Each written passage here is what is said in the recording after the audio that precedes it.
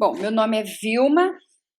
Eu vou hoje começar um estudo da Palavra de Deus que está em Lucas, capítulo 2, verso 40 e também repete no 52, onde diz que Jesus crescia em sabedoria, estatura e graça. Então, bem-vindos a mais um estudo da Palavra. Lucas 2,52 diz: E Jesus crescia em sabedoria, estatura e graça para com Deus e os homens. Aí a gente vai no dicionário para buscar algumas palavras. Sabedoria no dicionário online diz: é um substantivo feminino, qualidade ou caráter de quem ou do que é sábio. Também é grande instrução, ciência, erudição, saber. Sabedoria é algo que todos nós desejamos, porque sabemos que quem tem se destaca. Salomão, o maior sábio, conseguiu. E veja como ele conquistou essa qualidade tão importante. Segundo Crônicas, capítulo 1, versos de 8 a 12, diz: E Salomão disse a Deus: Tu usaste de grande benignidade com meu pai Davi, e a mim me fizeste rei em seu lugar. Agora, pois, ó Senhor, Deus, confirme-se a tua palavra dada a meu pai Davi, porque tu me fizeste reinar sobre um povo numeroso como o pó da terra. Dá-me, pois, agora sabedoria e conhecimento, para que possais sair e entrar perante este povo. Pois quem poderia julgar a este tão grande povo? Então Deus disse a Salomão: Por que houve isto no teu coração, e não pediste riquezas, bens ou honra, nem morte dos que te odeiam, nem tampouco pediste muitos dias de vida, mas pediste para ti sabedoria e conhecimento, para poderes julgar o meu povo, sobre o qual te constituí rei. Sabedoria e conhecimento te são dados. E te darei riquezas, bens e honra, quais não teve nenhum rei antes de ti, e nem depois de ti haverá. Olha que coisa preciosa! O ponto 1 desse versículo é o nascimento de Jesus. Lucas, então, começa a relatar ao seu amigo Teófilo e também a nós no dia de hoje. Lucas 1, de 1 a 3, ele começa: Tendo muito empreendido, pôr em ordem a narração dos fatos que entre nós se cumpriram, segundo nos transmitiram os mesmos que presenciaram desde o princípio e foram ministros da palavra. Pareceu-me também a mim conveniente descrevê-los a ti, ó excelente Teófilo, por sua ordem, havendo-me já informado minuciosamente de tudo desde o princípio. Nós sabemos que Lucas era bem investigativo. Por isso que ele fala, empreendido pôr em ordem a narração dos fatos. Lucas pegava cada fato e confirmava. Era como se, quem foi? Fulano de tal, eu vou na casa dele para saber direito essa história. Então ele fez tudo isso, pôs tudo em ordem e está nos informando minuciosamente. O primeiro evangelho que foi escrito foi o de Marcos. Todos os outros se baseiam em Marcos para escrever, e Lucas aqui está dizendo que fez o mesmo. Lucas quer relatar os feitos de Jesus, e hoje vou me deter no que ele concluiu acerca de Jesus. Olha, ele concluiu que ele crescia em sabedoria, estatura e graça. Todos nós sabemos que quem lê e faz perguntas fica sabendo do porquê. E com certeza Jesus, além de ler muito as Escrituras, porque era um costume dos judeus, desde pequenininho já começar a ensinar as Escrituras pelos pais aos filhos, vou escrever aqui pensando, imaginando cada pergunta que eu imagino que Jesus tenha feito aos seus pais, além de ler as Escrituras. Vamos então usar a nossa imaginação? Que pergunta ele teria feito quando leu Miqueias? Olha o que está escrito em Miqueias. E tu, Belém Efrata, posto que pequena entre os milhares de Judá, de ti me sairá o que governará em Israel, e cujas saídas são desde os tempos antigos, desde os dias da eternidade. Eu creio que ele perguntou: Pai, por que vocês, sendo de Nazaré, eu nasci em Belém? Aí o pai vai explicar para ele sobre o decreto de César Augusto que está nos versículos seguintes, de 1 a 3. E aconteceu naqueles dias que saiu um decreto da parte de César Augusto para que todo mundo se alistasse. Este primeiro alistamento foi feito sendo Quirino presidente da Síria. Olha aqui, Lucas dá detalhe. E todos iam alistar-se, cada um à sua própria cidade. Então, Jesus, ali na oficina, com seus pais, perguntando e perguntando. Então, agora o pai vamos falar então agora quem que é César Augusto, que o pai então disse a Jesus. Antes de César Augusto, quem imperava na região da Galileia era Júlio César, que era muito apegado ao seu sobrinho. Antes de ser assassinado, Júlio César deixou um testamento nomeando seu sobrinho Caio Otávio para ser o próximo que governaria em seu lugar naquela região. Quando Caio Otávio ficou sabendo disso, mudou seu nome para Caio César Augusto e ficou muito conhecido como sendo César Augusto. José e Maria então contavam como tudo aconteceu enquanto trabalhavam na marcenaria. Lucas 2, de 4 a 5 diz: E subiu também José da Galileia, da cidade de Nazaré, à Judeia, a cidade de Davi, chamada Belém, porque era a casa da família Davi. Olha aqui, Lucas dá esses detalhes, a fim de alistar-se com Maria, sua esposa, que estava grávida.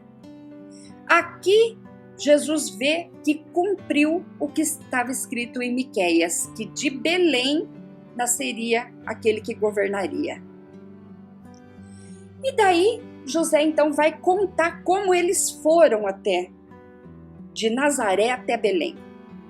Então, cortando o deserto da Judéia, sem estrada, sem GPS, sem conforto, aproximadamente 145 quilômetros percorridos que se tornam muito pesado.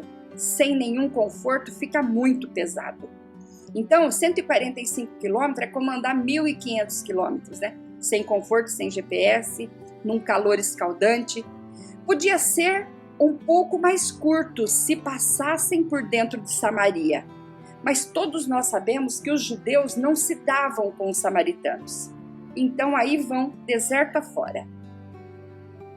Aqui está a fonte que eu peguei essa informação e vão cortando. Olha, então aqui está Nazaré e eles têm que vir toda essa parte aqui, ó, e chegar aqui em Belém. Então, um trajeto de 145 quilômetros aproximadamente. Nesse trajeto, eles param em Caná da Galileia, ali para comer, beber um pouco de água, comer alguns grãos e se refazer um pouquinho as forças. E depois sobem em direção a Jerusalém.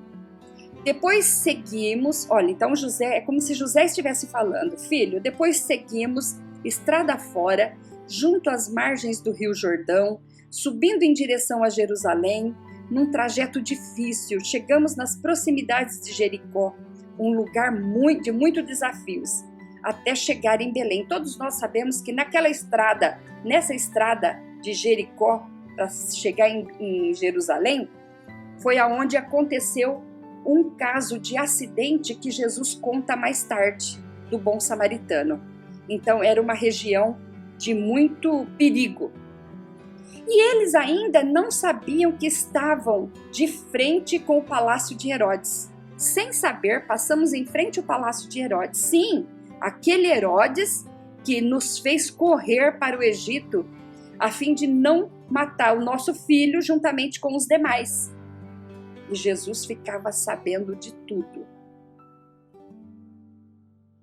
Chegaram em Belém. Em Belém, cidade de Davi, como diz Lucas, não houve quem desse uma cama quentinha para você e sua mãe, meu filho.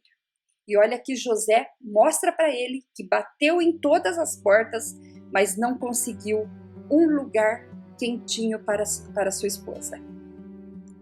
Lucas 2, de 6 a 7, mostra que, mesmo sem ter uma cama quentinha, Jesus nasceu. E aconteceu que, estando eles ali, se cumpriram os dias que ela havia de dar luz. E deu à luz a seu filho primogênito e envolveu em panos e o deitou numa manjedoura, porque não havia lugar para eles na estalagem. Então, estão aqui, a criança nasceu.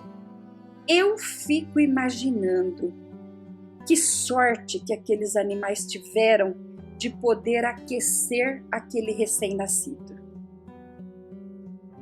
E Jesus, então, continua pesquisando as coisas, conversando, lendo as Escrituras, aprendendo as Escrituras. Jesus também ficou sabendo que a virgem da qual o profeta Isaías falou era sua mãe. Quando ele leu Isaías 7,14, que está escrito: portanto, o mesmo Senhor vos dará um sinal. Eis que a virgem conceberá e dará à luz a um filho, e chamará o seu nome Emanuel, que significa, que traduzido é Deus conosco. Aqui ele já começa a saber por que veio. O segundo ponto aqui então é em Belém, porque já chegamos em Belém. A cidade de Belém era o centro das evocações históricas. E Jesus fica sabendo disso. Olha que o rei Davi nasceu em Belém. Isso já é um fato histórico. E Jesus ficou sabendo que a cidade do rei Davi ficou em festa. Era uma grande alegria no céu. Adonai enviou anjos aos milhares para proclamarem o evento glorioso do seu nascimento. O céu estava em festa. Em Belém nasceu o Salvador, diz Lucas no capítulo 2, de 8 a 14. Os pastores no campo começaram a ver aqueles movimentos dos anjos. E os anjos então chegam para os pastores e proclamam que nasceu em Belém o Salvador. Os primeiros convidados para visitar o Salvador foram os pastores que estavam no campo. Parece coincidência? Né não. Ali era a cidade de Davi, e Davi, antes de ser rei, foi pastor. Tudo se encaixa na palavra de Deus. Davi então pastoreava seus rebanhos. Davi, filho de Jessé, pastoreando. Jesus então já sabia o propósito de que ele estava para cumprir essa agenda do Pai. Jesus também pastoreou um grande rebanho e pastoreia até hoje, né? Nós somos ovelhas do seu rebanho.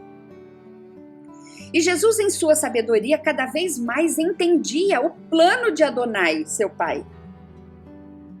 Ele ficou sabendo também que ali, pouco perto dali, estava a caverna de Adulão. A uma distância de 24 quilômetros ao sul estava a cidade de Hebrom, onde residiram os patriarcas Abraão, Isaque e Jacó, e a caverna de Adulão, onde o ungido Davi se refugiou para não ser morto por Saul. Davi então veio para essa caverna a fim de se esconder de Saul. E ali foi muito engraçado que ele estava ali e o Senhor começa a enviar pessoas para lá.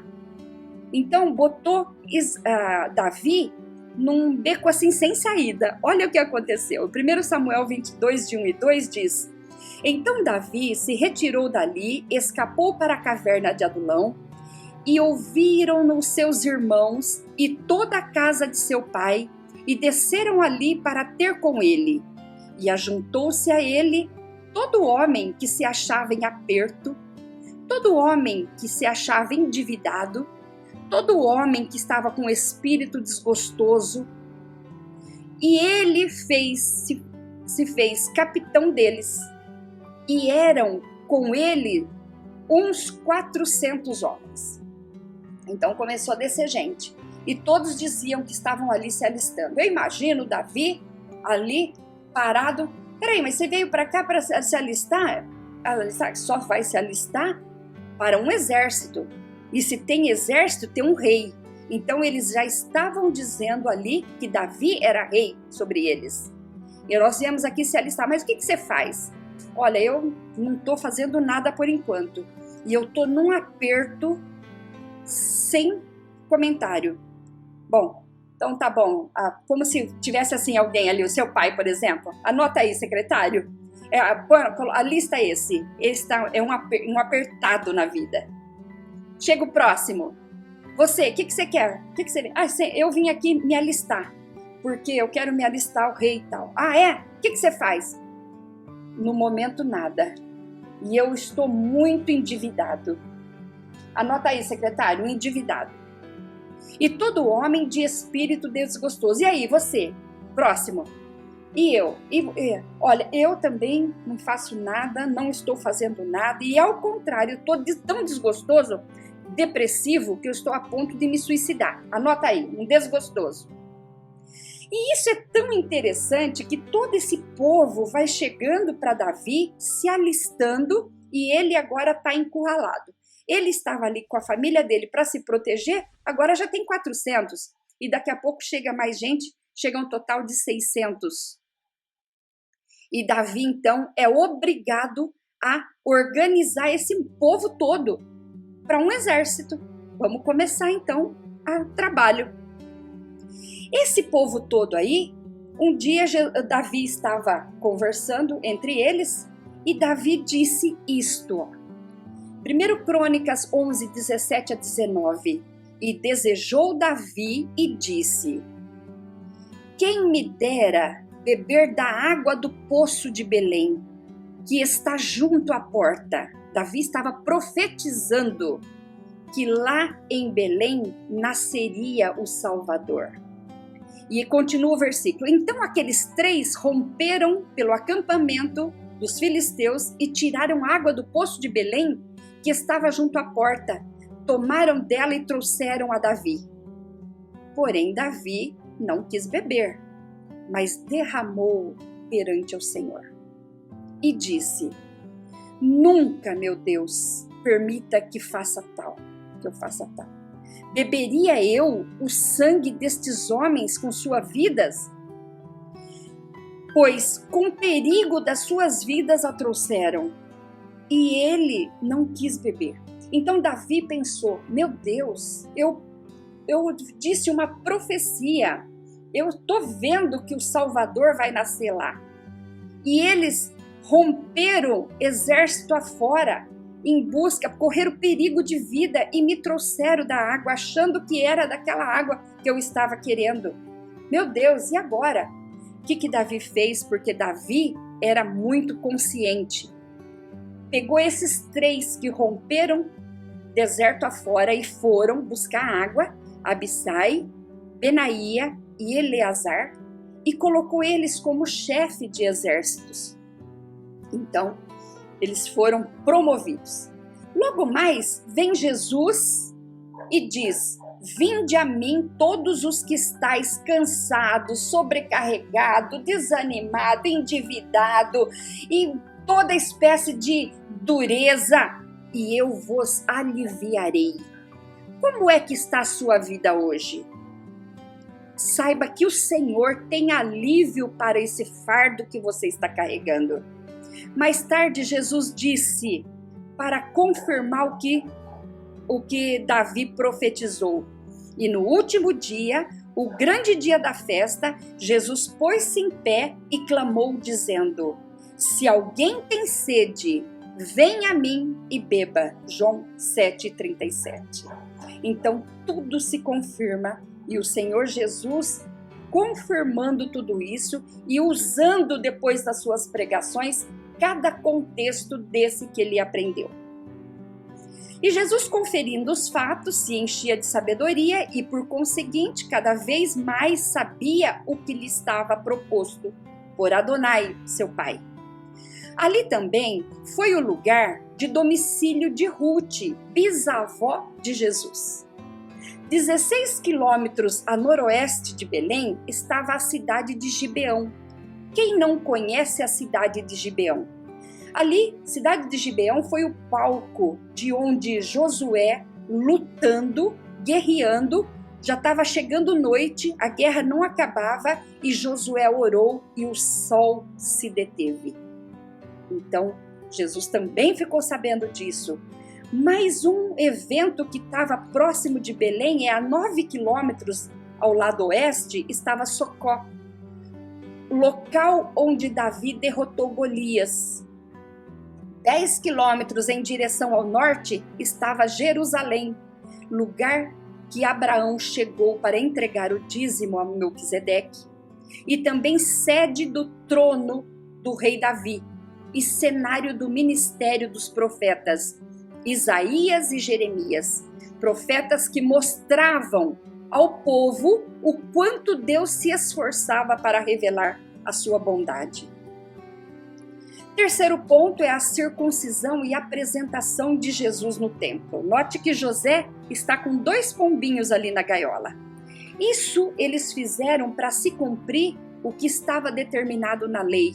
Em Lucas 2, 21 a 24, diz que eles fizeram isso porque estavam cumprindo o que estava em Levíticos 12, de 6 a 8, e também levaram a oferta, está em Êxodo capítulo 13. E a oferta de 2 pombinhos é oferta de pobre.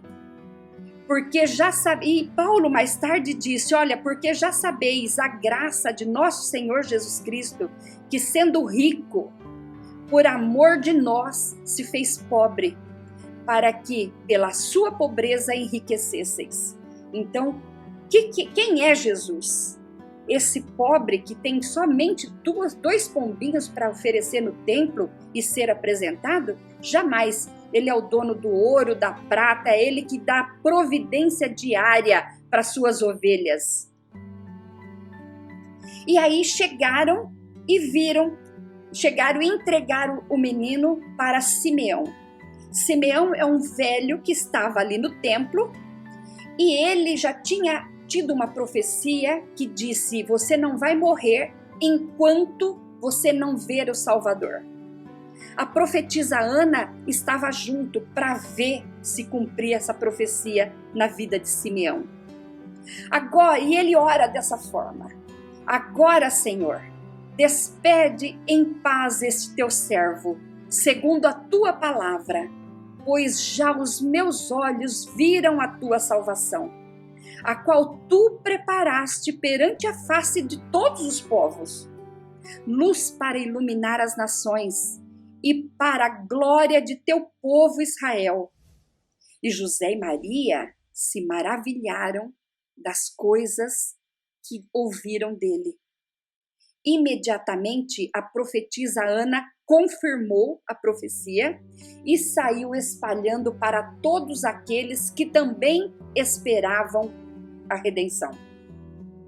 Os anos foram passando, todos os anos eles iam para Jerusalém 3 vezes por ano. Era a festa de Pentecostes, Tabernáculo e a festa de Pentecostes, Tabernáculo e Páscoa. E 3 vezes por ano eles subiam em Jerusalém para essas festas. E assim foi indo. 1 ano, 2 anos, 3 anos, 10 anos, 11 anos, tudo normal. Até que um dia Jesus com sua família, no 13º ano, ele já tinha 12 anos, um adolescente, com sua família ia para Jerusalém 3 vezes por ano, festa da Páscoa, Pentecostes, Tabernáculos, e Lucas diz, Lucas 2:42, e tendo ele já 12 anos, subiram a Jerusalém segundo o costume do dia de festas. E nesse dia foram para Jerusalém, teve a festa, e quando acabou a festa, as caravanas começaram a descer e vão embora. E todos vão embora. No que eles chegam, José e Maria chegam em casa, cadê o menino? Falta Jesus. Lucas 2:43, 44 diz, e regressando eles, terminados aqueles dias, ficou o menino Jesus em Jerusalém. E não o soube José e nem Maria. Se distraiu, ficou ali. Pensando, porém, que eles, que viria de companhia pelo caminho, andaram o caminho de um dia e procuraram-no entre os parentes e conhecidos. Cadê Jesus? Cadê Jesus? Cadê Jesus? Jesus não veio. Sem pensar, não pensaram 2 vezes e voltaram o caminho afora. Estavam cansados, era o 3º dia, porque o dia de ir, dia de festejar, dia de voltar era o 3º dia. Muito cansaço, mas nessa hora, pai e mãe ajunta uma força tão tremenda e vai atrás, não importa, não tem cansaço que segura, e eles chegaram ao templo. E esse é o 4º ponto. Jesus estava entre os doutores debatendo os assuntos da lei, nem imaginou que tinha acabado, né? Nem estava pensando em mais nada. E Maria chega para Jesus, filho, a gente estava te procurando, procuramos por toda parte. Olha o que ele disse, Lucas 2:49. E ele lhes disse, por que é que me procuráveis? Não sabeis que me convém tratar dos negócios de meu pai? Ou seja, a mesma Bíblia que eu li, vocês também leram. E além do mais, vocês, além de ler, me ensinaram tanta coisa. E eu sei disso. Vocês não interpretaram direito as escrituras? Porque se Maria e José tivessem interpretado a escritura da forma como ele interpretou e soube interpretar, eles saberiam. Jesus não veio. Começou o tempo dele, então, fazer o que tinha que fazer, o serviço do Pai. Então, Maria se calou. José e Maria já deviam saber que ele havia nascido para cumprir uma agenda. E a agenda não era terrena, era a agenda de seu pai, que o enviou do céu. Quando Jesus chamou Deus de Pai, foi mais um susto que o coração de Maria tomara. Porque até então, jamais alguém teria ousado chamar Adonai de Pai. Maria então guardava todas essas confirmações que ela havia gerado o Filho de Deus em seu coração. Quando Jesus chamou Deus de Pai, ela sentiu que o havia perdido de novo. Mas ele obedece José e obedece Maria e retorna para casa ao lado de seus pais. Mas sua mãe sente que o coração de seu filho ainda estava com o pai. E Lucas descreve no verso 52, e Jesus crescia em sabedoria, estatura e graça diante de Deus e dos homens.